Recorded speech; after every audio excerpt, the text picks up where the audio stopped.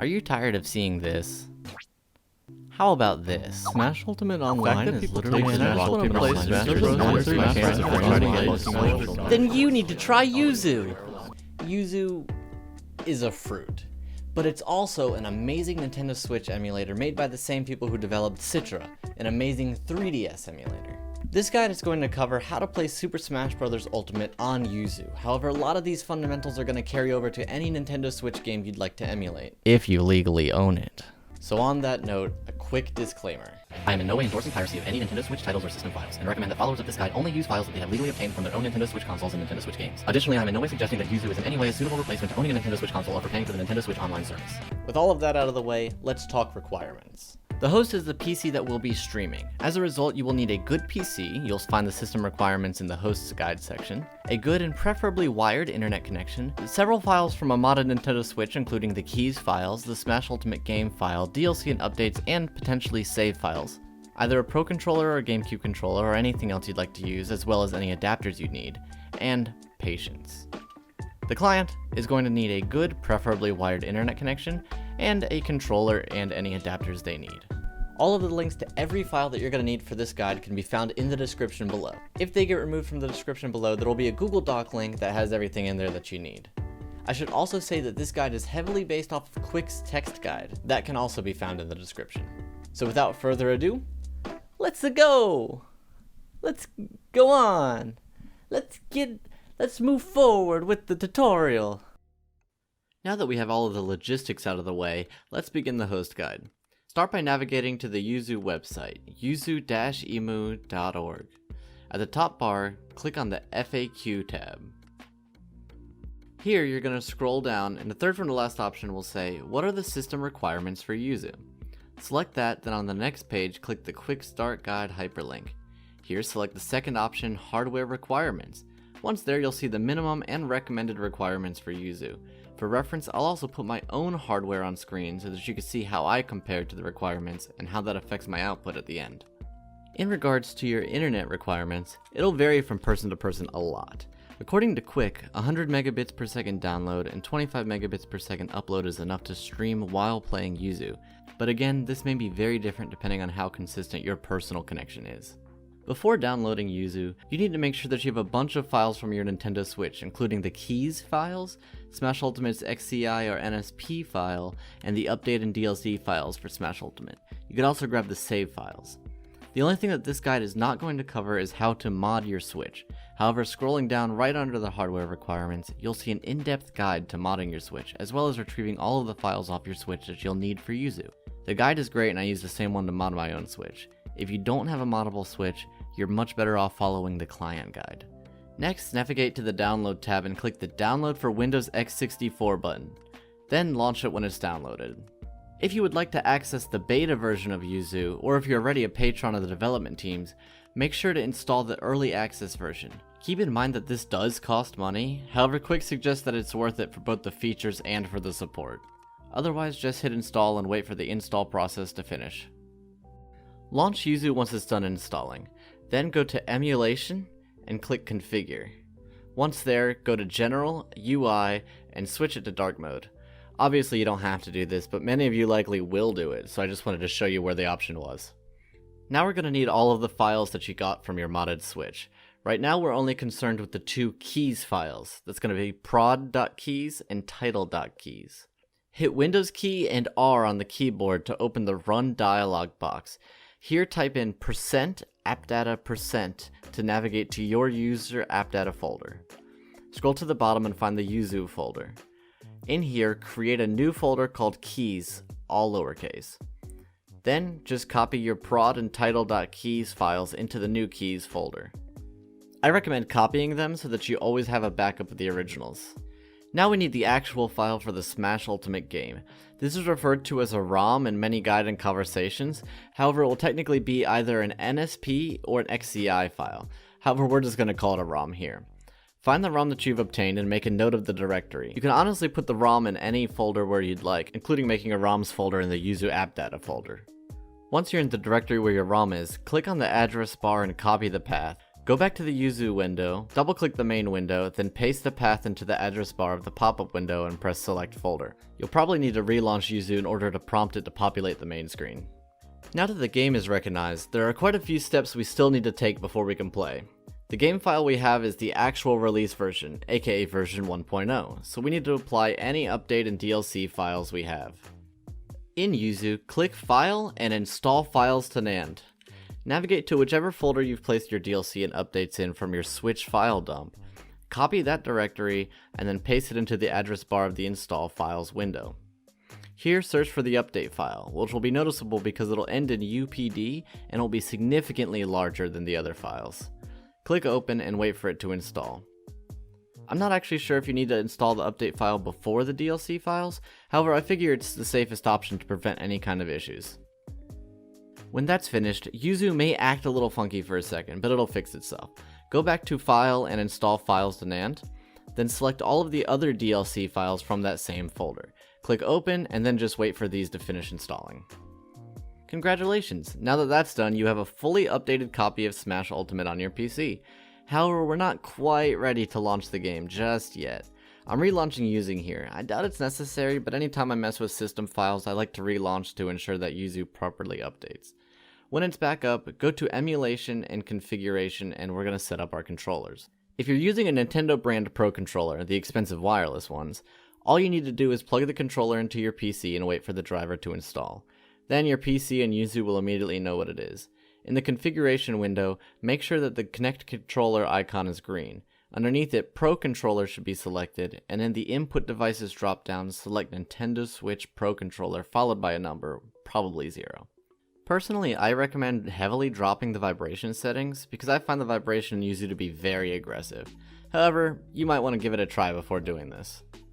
Regardless, there isn't much else to do if you're using a Pro controller. However, things are going to be slightly more complicated if you're using a Gamecube controller.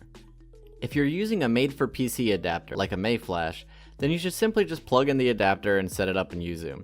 There's a link in the description for the adapter that Quick recommends as well. However, if you're using an official Nintendo brand adapter for the Switch or Wii U, then you have a few more steps.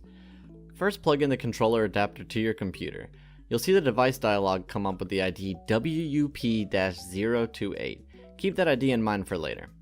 Check the description for a download link to a program called Zadig. Zadig is a Gamecube controller driver that replaces the WUP-028 device driver with a standard controller driver recognizable by Windows. Zadig has a pretty fleshed out FAQ section on their website, so if you have any questions, please check that. Click the link right here where it says download and launch Zadig, then scroll down a little bit and download the newest update. Once it's done downloading, be sure to launch that installer. Make sure, however, that before you launch the installer, your controller adapter is plugged into your PC.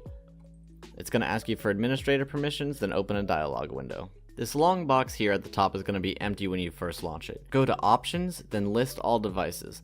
What's very important here is that you open this drop down and you select WUP-028. This is very important. What you're doing here is replacing the device driver with a controller driver. Selecting the wrong device can definitely mess up certain USB devices on your computer. If you accidentally do this, Zadig's website has instructions to reset that. Make sure that the dropdown has WUP-028 selected, and the USB ID should also be 057E0337. If both those numbers are correct, make sure the replacement driver says Win USB and its version number. If everything checks out, then go ahead and click Replace Driver. This should take some time, but once it's done, you should be ready to go. If you have any other devices, such as third-party or wired Pro controllers, you should be able to connect them directly to your PC. If they are not recognized by Yuzu in the input device dropdown, then using the driver name just like we did with WUP-028, replace the driver with the Win USB driver using Zadig. Keep in mind that many third-party Gamecube controllers will not work on PC. Once all that's done, go back to the Emulation and Configure window so that we can set up a second controller inside of Yuzu. Go to whichever player you want the Gamecube controller to be, ensure that the Connect controller block is green in the top left, and that it still says Pro Controller directly under that. Under Input Device, select Gamecube Controller 1. Now we're getting much closer to launching the game, but we're not quite there yet still. Now we need to optimize Yuzu for our PCs. Go to the Emulation Configure window in Yuzu. Under the first screen, we're going to ensure that multi-core CPU emulation is enabled. Under Graphics, make sure that the API is set to OpenGL. You also want to make sure that Use Disk Shader Cache and Use Asynchronous GPU Emulation are both enabled. In the Advanced tab under Graphics, disable Use VSync, enable Use Assembly Shaders, disable Use Asynchronous Shader Building, and enable Use Fast GPU Time. Lastly, just make sure the anisotropic filtering is set to default. If you have an NVIDIA graphics card, there are a few things that you can do inside of your NVIDIA control panel. First, select Manage 3D Settings, go to Program Settings, and add Yuzu. Once you've done that, find the Low Latency Mode option and set it to On. Then go to the OpenGL Rendering GPU option and select whichever GPU you are using. Under Power Management Mode, select Prefer Maximum Performance. Then find Threaded Optimization and select On. And finally, find the Use VSync option and set it to Off. Hit Apply and then you can close that. Lastly, there's going to be a few other things that we can do.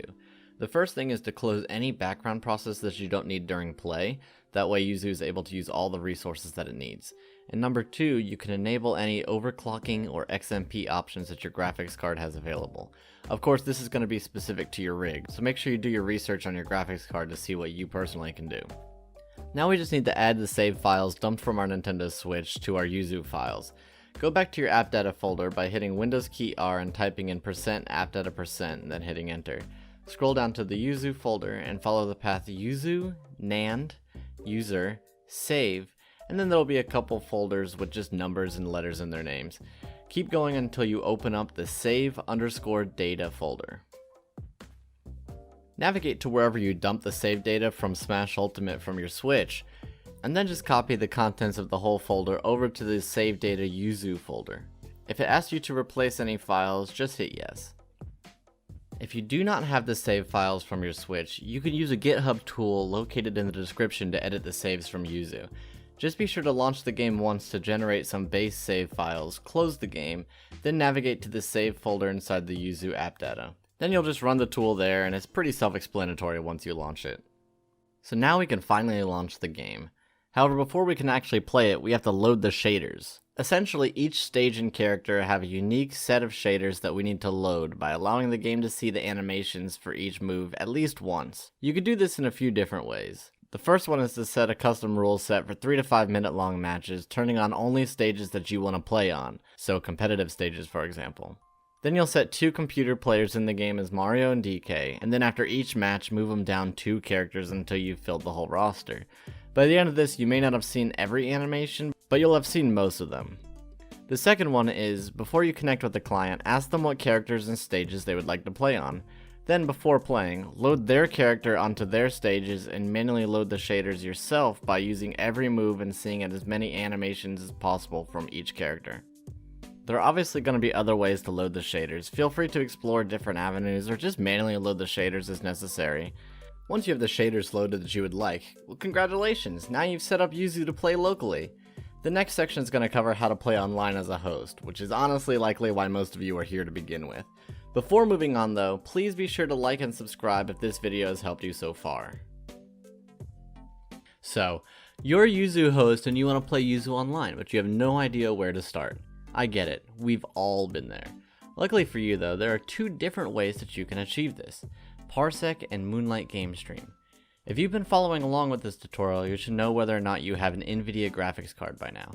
If you do, then I recommend skipping ahead to the Moonlight Gamestream option. Moonlight is by far the superior choice, but it only works with NVIDIA graphics cards.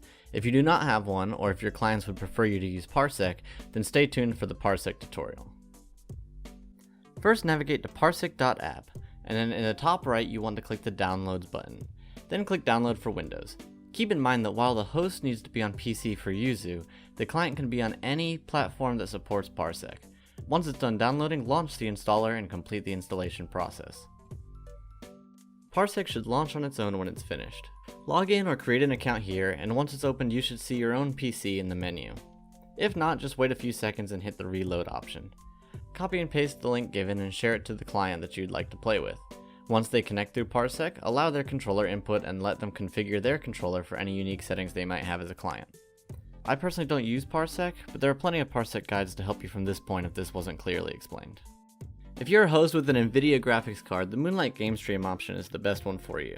However, the setup is definitely a bit more complicated. Launch your GeForce Experience app. Once it's open, click on the settings cog and go to the Shield option. Here you should ensure that Gamestream is enabled. For some reason I didn't do it in the video, but in the bottom left, click the Add button and add Yuzu to the programs list. Next, open the link in the description to get the Moonlight PC installer. Scroll to the download links and download the .exe file. Once that's done downloading, go ahead and launch it and go through the installer. It will prompt you to restart your computer, which you should do right away. Once we're back logged in, launch Moonlight and you should see your own desktop in the menu. Click it and then launch Yuzu on the next window. What's going to happen is going to be very strange, as you'll be connecting to your own PC here. However, this is just a test to make sure that you're even capable of connecting. Your PC will likely act strange once connected, but as soon as that happens, you can close out of Moonlight in the taskbar.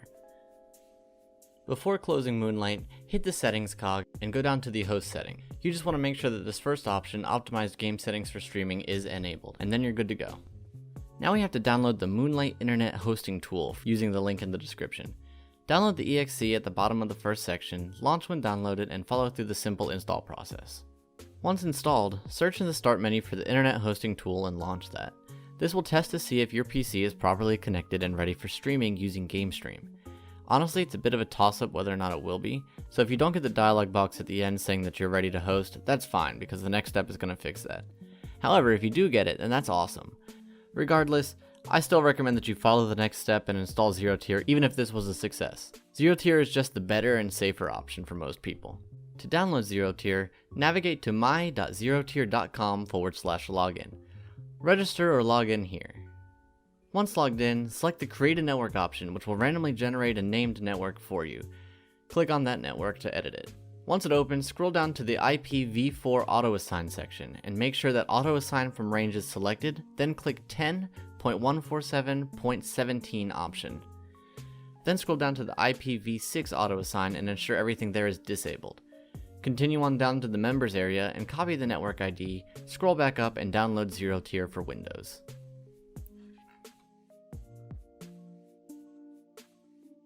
Launch the installer once it's done and complete the setup. At the very end, deselect Launch ZeroTier. Before launching, we should click the link in the description to download the ztap300.rar file. This is a ZeroTier fix that should prevent any host-client connection issues. Once downloaded, extract the folder to any location, open the folder, and look for the file marked Setup Information. It's going to be a 6 kilobyte file. Right-click on it, select Install, and follow the prompts to complete the installation. Then you can just delete the ztap300 folder.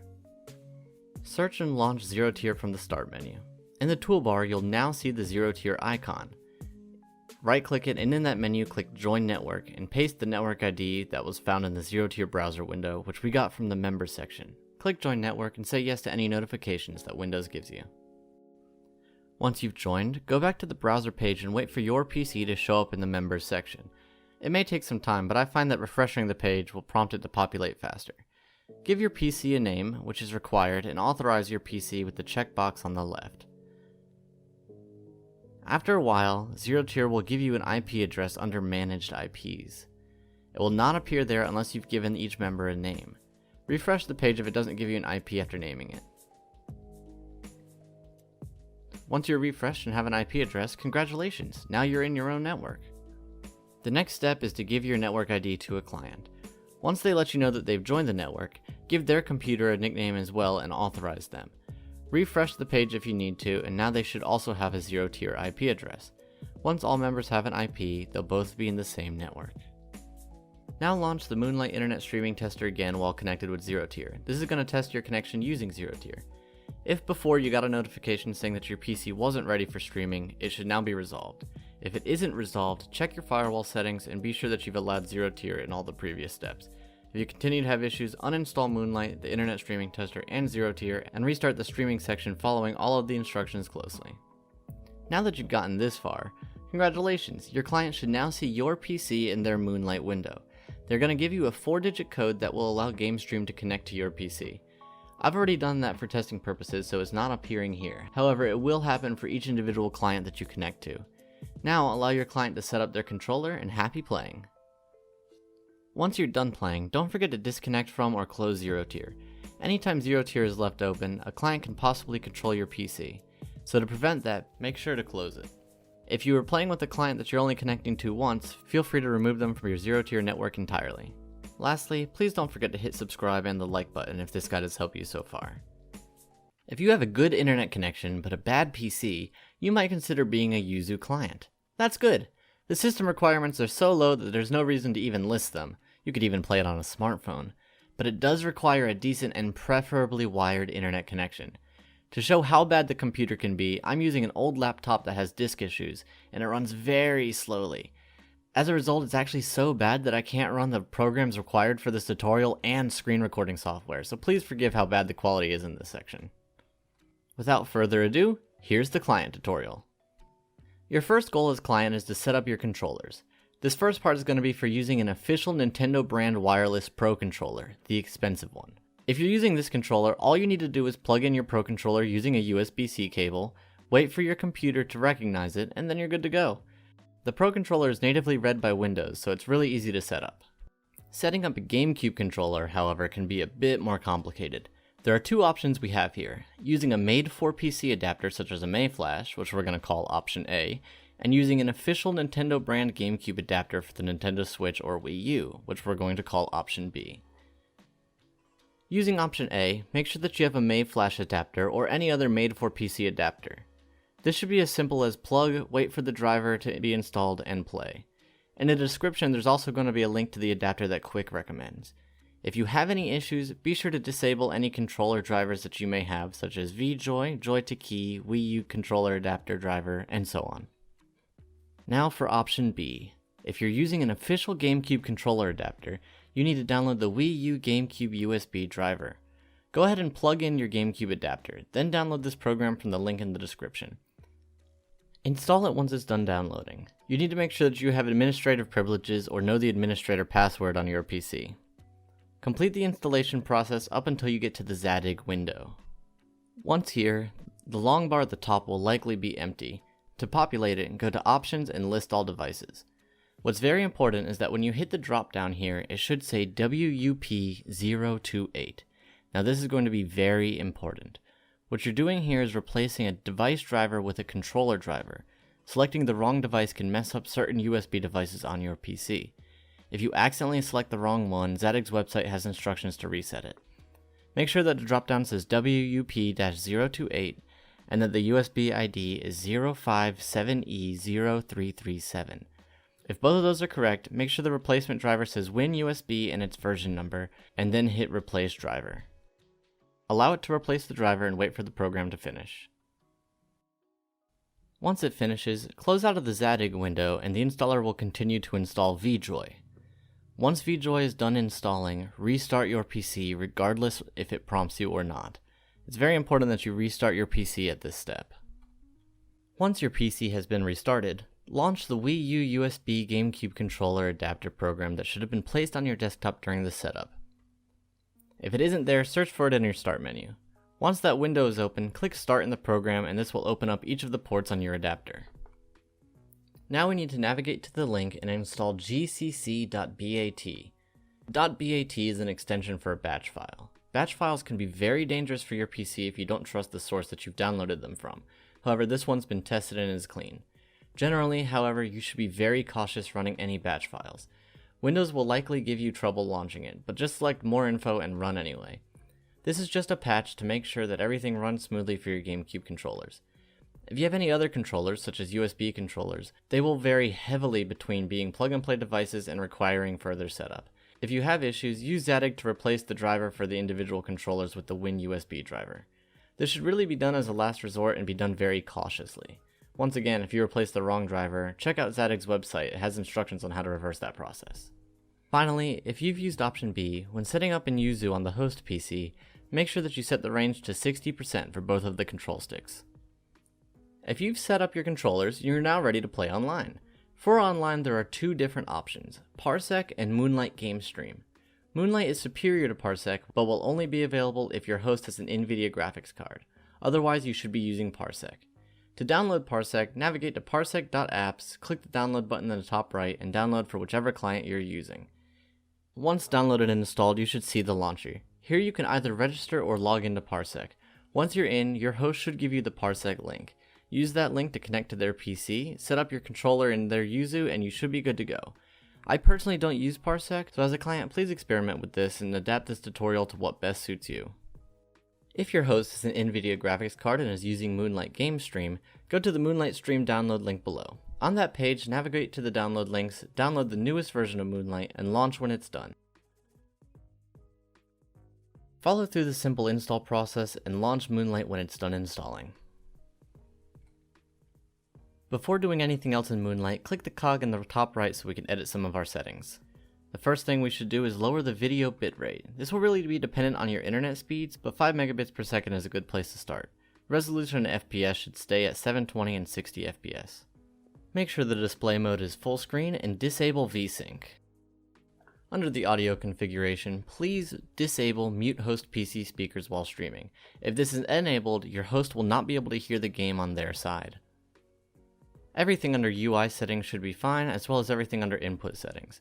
Under gamepad settings, make sure force gamepad number 1 always connected is disabled. Everything else should be alright, you shouldn't have to touch anything else, and you can close out of Moonlight. If your host is not using ZeroTier, you might be able to connect to them now. However, we should set up ZeroTier anyway. Chances are that they are using it, and it's the better and safer option.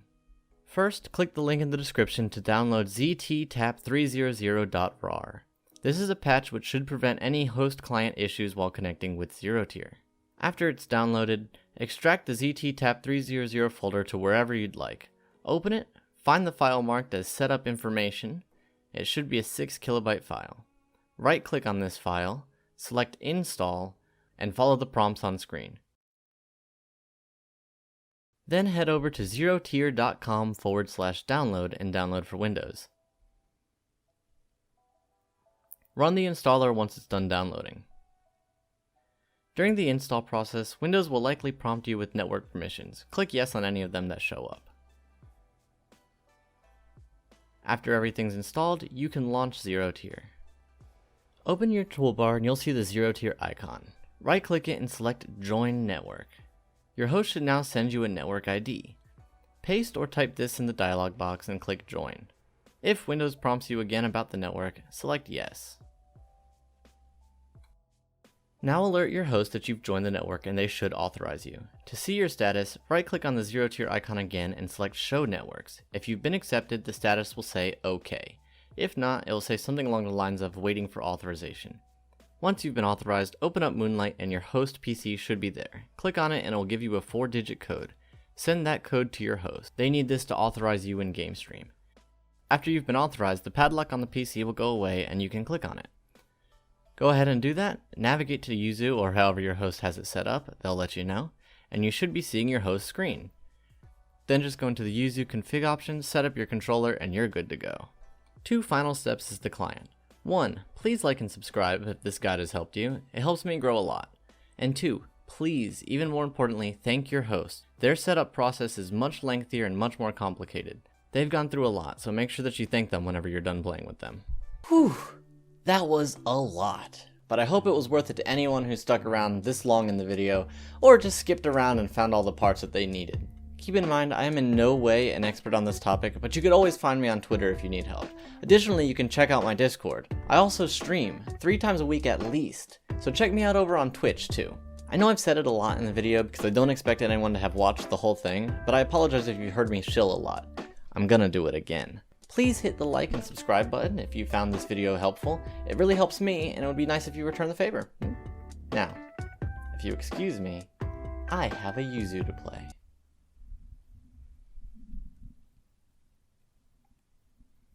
You can tell I'm playing Yuzu because I'm holding a controller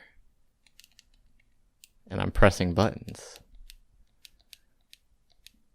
So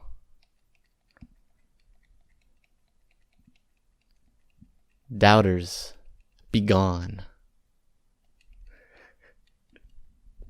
How do you end videos?